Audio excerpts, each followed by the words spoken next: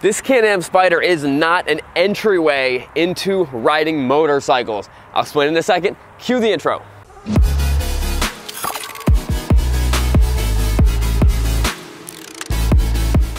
What's up, guys? I'm Sean from Srkcycles.com. We have a 2015 Can-Am Spyder F3, and when the F3 came out, the styling was really awesome.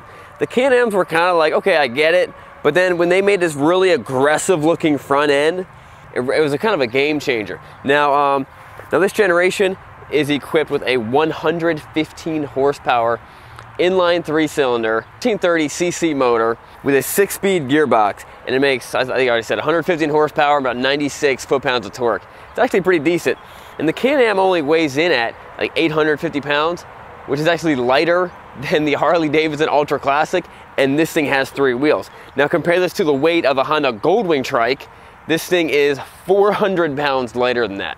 Now the engine is mounted very low. It's got a very low center of gravity, mounted down here, and it is a Rotax motor, which is manufactured and developed by an Austrian company, not Australian, an Austrian company. I don't know where that's at. And they also make engines for aircrafts and ultralights. They make a very good engine.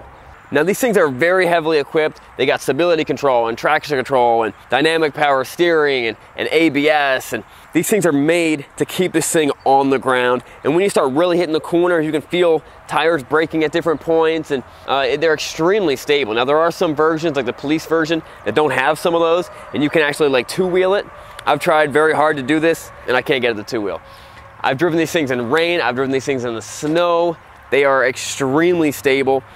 The cool thing about them is anyone can just jump on it. If you want to ride a motorcycle, don't buy this and then think this is a stepping stone to a motorcycle, because the way this thing works is very different from a motorcycle. This is actually more like a car. But they are great. They're a lot of fun. If you want a 3-wheeler or a Can-Am, or just, if this is what you want, you know what I mean? I say get it. They're a blast. Let's go take it for a spin.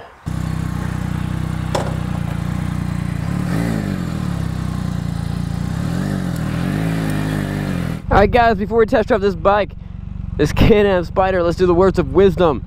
Proverbs 4:23, watch over your heart with all your diligence, for from it flows the springs of life. Good thing to watch over your heart. Alright guys, let's put on the M1 Moto gloves. Alright, so this is an automatic, fully automatic. This is upshift, this is downshift. This thing will downshift itself if you don't downshift it. They do it as, like, you know, to keep the engine good. So put your foot on the brake, pop it in gear, and then right here it shows you the gears. And then something that really, if you don't know this, it kind of throws you off. Like literally. You want to lean into the corner. It also makes it easier to ride, because if you just sit there and then you're kind of fighting it, if you lean into it, you kind of straighten out this elbow, you turn this elbow, and it just kind of pushes it in the way you want to go. It makes it feel very natural. See it downshifting? It even like revs, it matches the revs and downshifts. So, but when you turn, you want to lean into it, and it makes it feel a whole lot easier than you sitting there and just being like, moving it like this. So later in the video, we're going to do a 0 to 60 run.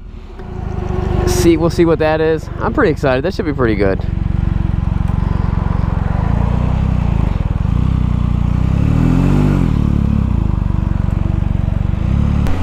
Alright, so I've ridden these things in any type of temperature.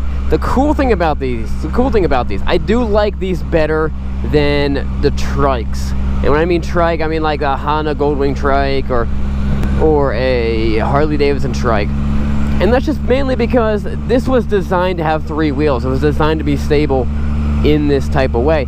The trikes were not. They weren't. That's not what they were made for. They were redesigned for that. So as stable as a Can-Am, you know, a Goldwing feels, or a Harley Davidson Ultra Glide or Tri Glide actually feel, these are even more stable. I genuinely believe that. you know, I've ridden some Goldwing trikes, and I'm like, wow, I'm pretty surprised how fast I can take these corners. And they do great things with them. But you can't hit them as hard. You cannot hit them as hard in the corners as something like this. And you can hit these things pretty hard in the corners. It's actually a lot of fun. On the newer ones, like the 2019s and maybe 2018s, you actually had the option to turn traction control off. So you could like do burnouts and drift it and stuff like that.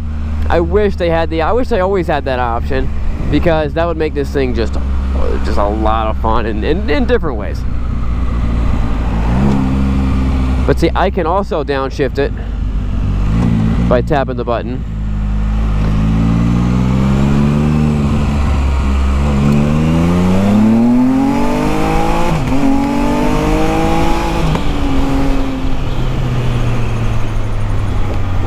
It's peppy. I mean, it moves. The 1330 motor definitely has more power than the older one, than the 990. I mean, they bumped it up a good, like, what is that? I don't know, 300 cc's. And what's cool is that when this is, you can get these in manual.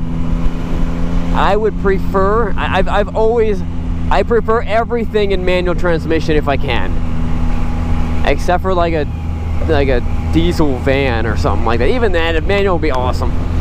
I almost generally, well, with a diesel van, you have the torque multiplier for the torque from the torque converter. So it's all about the power. But most likely, when it comes to driving, I prefer manual. So if you've been riding motorcycles your whole life and you ride a Can-Am, you might feel a little bit of a disconnect with the vehicle, because you don't get to shift it. Another big thing from going from a motorcycle to this, it takes you a little while getting used to, is there's nothing up here. There's no clutch and there's no handbrake.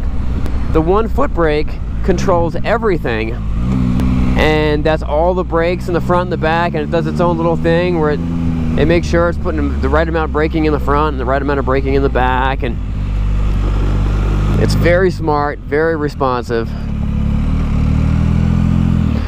Let's jump off, take a look at this thing real quick.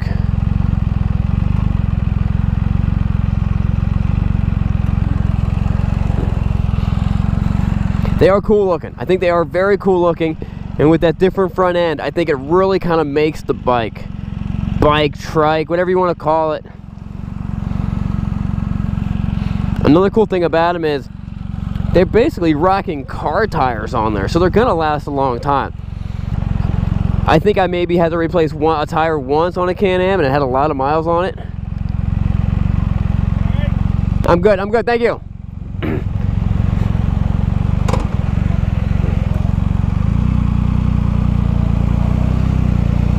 $50 says that guy rides a motorcycle.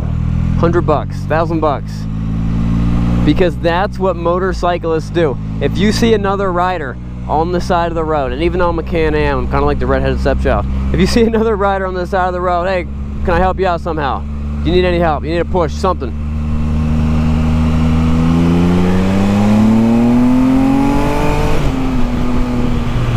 The only issue I've ever had, I've owned a bunch of Can-Ams, and when I first started buying them, I actually contacted some friends at a Can-Am dealership, and I said, "What's the deal? Are these things reliable? Are they? What's breaking down? Is the automatic reliable?" And they're like, "Yeah, these things are great. We're really not having any major issues with them." The one issue I had with the Can-Am RT, and that was the RT Limited. It was top of the line, and I had to put a new air shock in the back. Now I think only that one has the air shock, and it was expensive. It was like $800, and then I put a new tire on the back also. Other than that, I've had a bunch of these with a lot of different miles. This one only has 2,000 miles, so I've had a bunch of them, and I've never had any. I don't think I've ever had any issues other than this replacing batteries. So in my opinion, the F3 is the sportiest and meanest looking Can-Am, and they come in different colors. The RS also comes in really, really cool color schemes, like straight up like Nickelodeon looking color schemes, which I think look cool.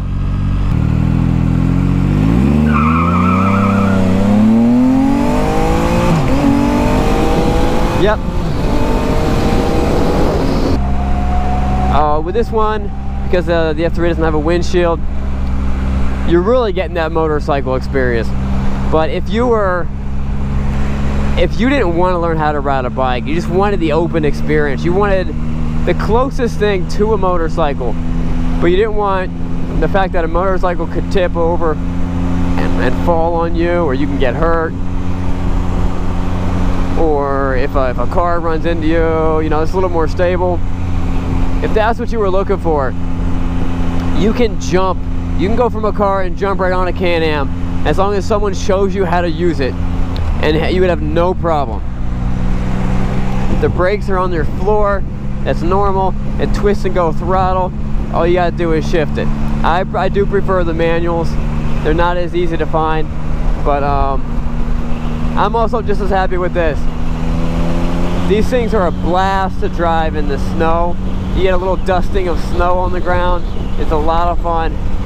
And also the cool thing about the F3 is you can actually adjust the foot pegs forward and back right on that rail down there for different size riders. If you wanted to, you sit them out here. If you were shorter, you put them back here. All right, guys, that wraps up the test drive. Do not forget, it's not what you're riding, but where you're going. Always wear good gear. I'm rocking my, you know what? I'm not wearing. I always wear a jacket. I know I always wear a jacket, but I'm riding a Can-Am, so I don't care. But I got my gloves on. M1 Moto gloves, one of the only gloves lined with Kevlar. We'll see you guys later. I like when two lanes becomes, or one lane becomes back to two lanes. It's like a full-on drag race where everyone's like, yeah, we're gone.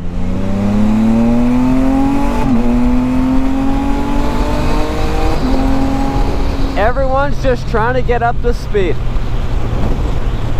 So cruising at highway speeds, extremely stable, very stable.